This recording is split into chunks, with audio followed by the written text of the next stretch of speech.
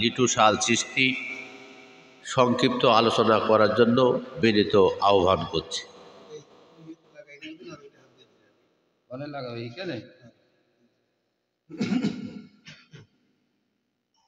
এখানে কি ডিম্বা থেকে লাগাইতে হবে আমার কোটে লাগাই। আউযু বিল্লাহি মিনাশ শাইতানির রাজিম। বিসমিল্লাহির রহমানির রহিম। আলহামদুলিল্লাহি রাব্বিল আলামিন আর রহমানির রহিম মালিক ইয়াউমিদ্দিন ইয়াকা না'বুদু ওয়া ইয়াকা নাস্তাঈন ইহদিনাস সিরাতাল মুস্তাকিম সিরাতাল লাযিনা আন'আমতা আলাইহিম গায়রুল মাগদুবি আলাইহিম ওয়ালাদ-দাল্লিন আমিন। বিসমিল্লাহির রহমানির রহিম। কুল হুয়াল্লাহু আহাদ আল্লাহু সামাদ লাম ইয়ালিদ ওয়া লাম ইউলাদ ওয়া লাম ইয়াকুল লাহু কুফুয়ান আহাদ। বিসমিল্লাহির রহমানির রহিম। ইন্নাল্লাহা মালাইকাতাহু ইউসাল্লুনা আলান নবী ইয়া আইয়ুহাল্লাযীনা আমানু সাল্লু আলাইহি ওয়া সাল্লিমু তাসলিমা। দুরুদ আল্লাহুম্মা সাল্লি আলা মাওলানা মুহাম্মদ ওয়া আলি সাইয়্যিদিনা মাওলানা মুহাম্মদ। আয় নবীজি রোজি হাশরে, আয় নবীজি রোজি হাশরে দিও আমায় দেখা, থাকবে না কেউ অন্ধকারে, থাকিব যে দিন কাল। আল্লাহুম্মা সাল্লি আলা মাওলানা মুহাম্মদ ওয়া আলি সাইয়্যিদিনা মাওলানা মুহাম্মদ। খোঁজি করিতে আসিল যারা, খোঁজি করিতে আসিল যারা, তোমারে কুঠুরের সম্মুখে, সেই নবীজির মুহাব্বতে লাগিল সবার নজরে। আল্লাহুম্মা সাল্লি আলা মাওলানা মুহাম্মদ ওয়া আলি সাইয়্যিদিনা মাওলানা মুহাম্মদ। উপস্থিত হাজিরিন, আজকের তরিকার এক জলসা উপলক্ষে আমরা এখানে সব উপস্থিত হয়েছি। সেই উদ্দেশ্যে দূর দূরান্ত থেকে আশেকান জাকেরান ভাই বাবাজিরা মা বোনেরা যে যেখান থেকে আপনারা এসেছেন সবাইকে আমি সালাম জানাই। আসসালামু আলাইকুম আর রহমাতুল্লাহি আর বারাকাতুহু। যা হোক, আজ আমাদের এখানে তরিকার জলসা, এখানে মনে হয় সবাই তরিকার লোকই এসেছে, আবার হয়তো কেউ বেতরিকাও আসতে পারে। তবু যারা তরিকায় আসেননি, আজকের এই অনুষ্ঠান দেখার পর তার আমার মনে হয় চিন্তা চেতনা পাল্টে যেতে পারে। যেহেতু এটি হচ্ছে সাধু সঙ্গ, তাই সাধু সঙ্গই বলা হয়েছে, সাধু সঙ্গই রং ধরে। আর কুসঙ্গ যেটা, সেটা শয়তানের আতস। তা আমরা কুসঙ্গ করব না, আমরা সাধু সঙ্গই আসব, এই বলে আমাদের ভিতরে একটা জিহাদ করতে হবে। তো যাই হোক, কুরআন পাকে বলছেন যে মুসলমান না হয়ে কবরে এসো না। তো আমরা কিছু কিছু সময়তেই ভেবে নিই যে আমরা মুসলমান ঘরে জন্ম পেয়ে আজ আমাদের আবার মুসলমান হতে করছে, মুসলমান কোন মুসলমান? তো যা হোক, জাতিগত মুসলমান মুসলমান নহে, মুসলমান হয়ে কবরে যেতে হবে। তো এখন মুসলমান কাকে বলে? মুসলমান একজন আত্মসমর্পণকারীকে মুসলমান বলা হয়।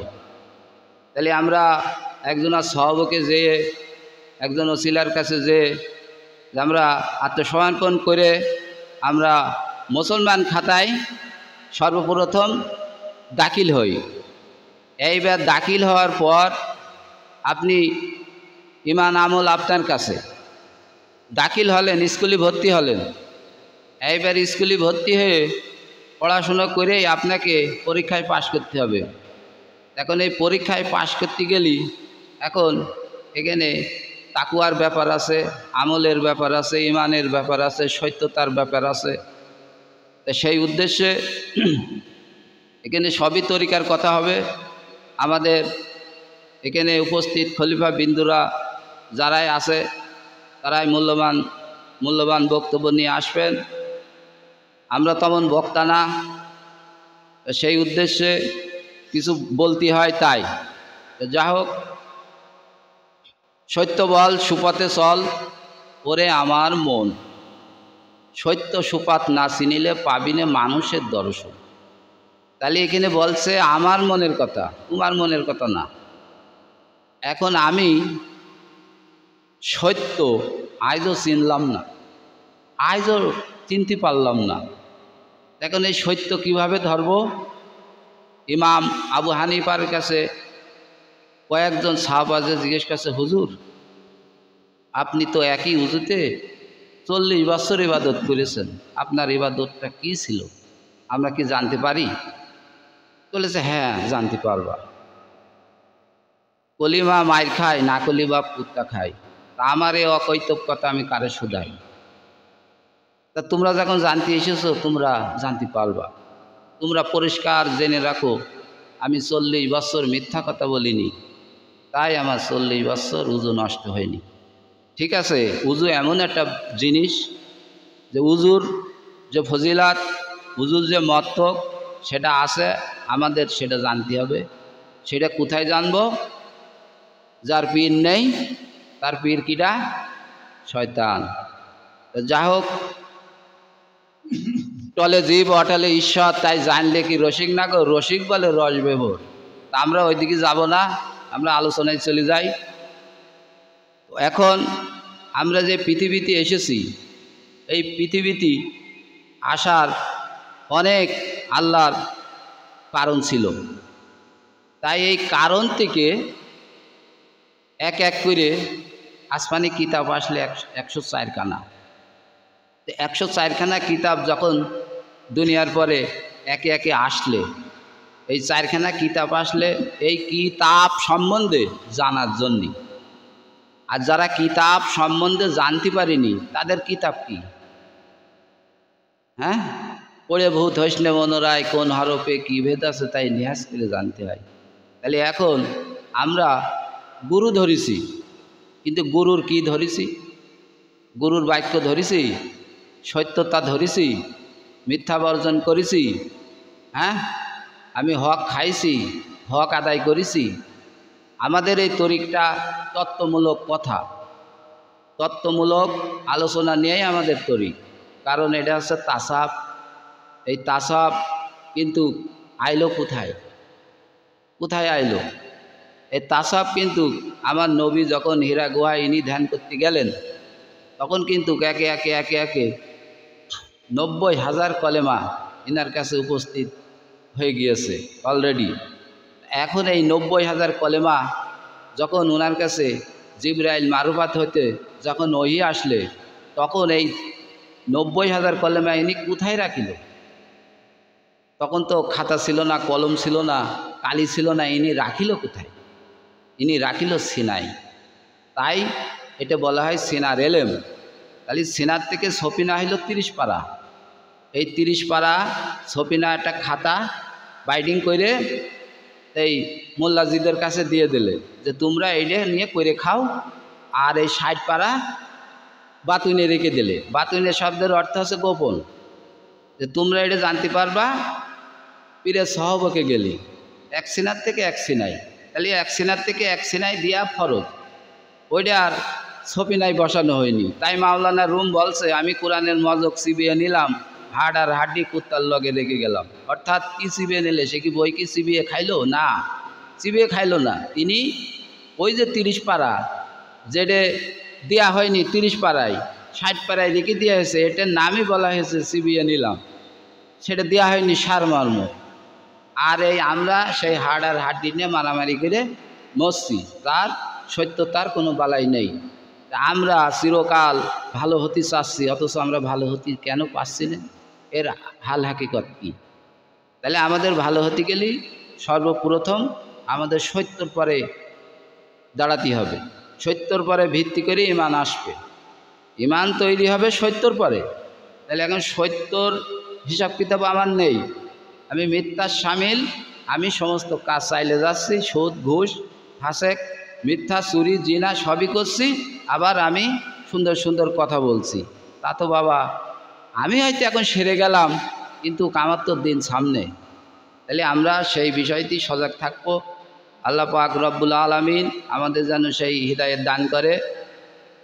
তা এখন আমি সংক্ষিপ্তভাবে কিছু আলোচনা করে আমাদের খলিফারা আছে তার আবার কথা বলবে।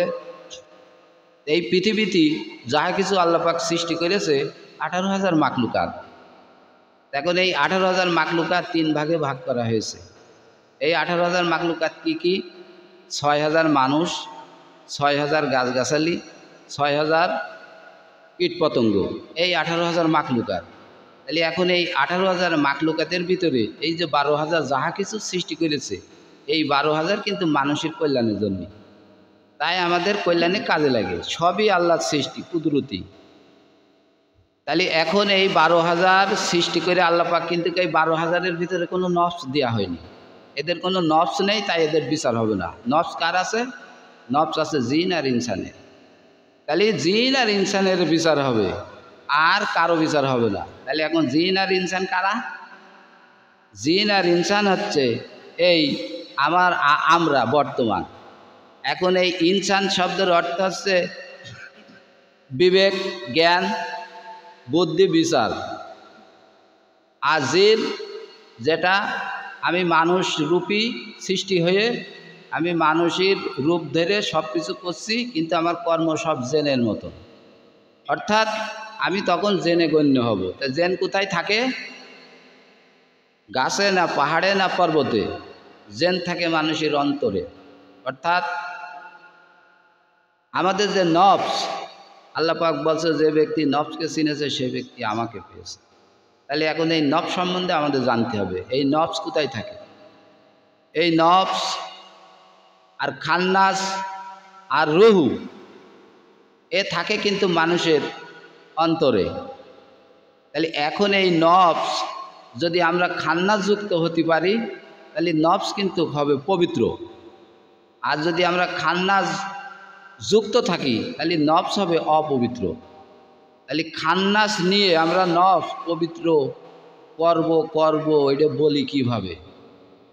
নফস পবিত্র হবে তখন যখন আমি খান্নাস মুক্ত হব। তাই সেই খান্নাস মুক্ত তো আমারই হতে হবে।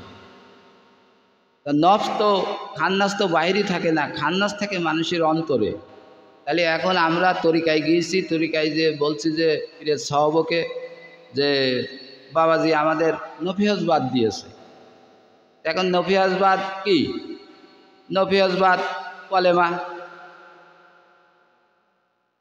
তা এখন এই নফিহজবাদ আল্লাহ পাক বলছে লা ইলাহা, নেই কোনো মাবুদ আল্লাহ ইল্লাল্লাহ, আমি আছি আল্লাহ।